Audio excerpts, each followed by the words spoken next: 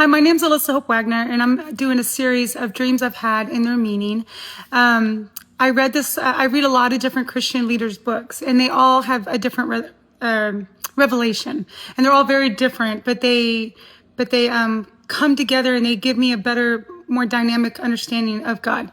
And so I read this one Christian leader's book, and I liked a lot of what he said. But I remember closing the book thinking, he would not like me. Because I've been in bodybuilding competitions. I like to go to the Renaissance Festival, although there's things I don't do there. You eat the fish, spit out the bones.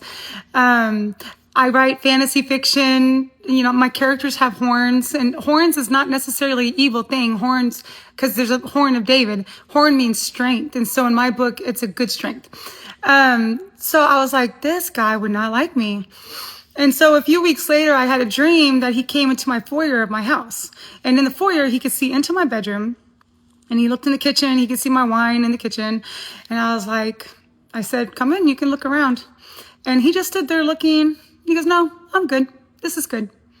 So I woke up and it was God telling me, he wouldn't not like you. He would like you. You're just different. You're different than what he is. He is called to reach a certain people that I can't reach. And I'm called to reach a certain set of people that he could never reach.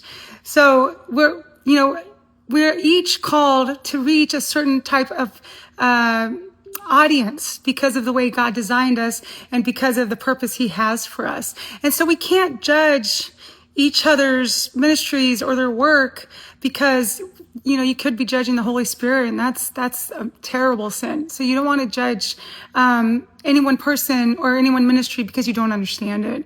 So we got to really watch our words. So I hope that encouraged you. It's really good to appreciate all different kinds of ministries and all different kinds of leaders, because they are reaching the fullness together, the fullness of the world for Jesus Christ. So you can find more encouragement in my books on Amazon. Be blessed.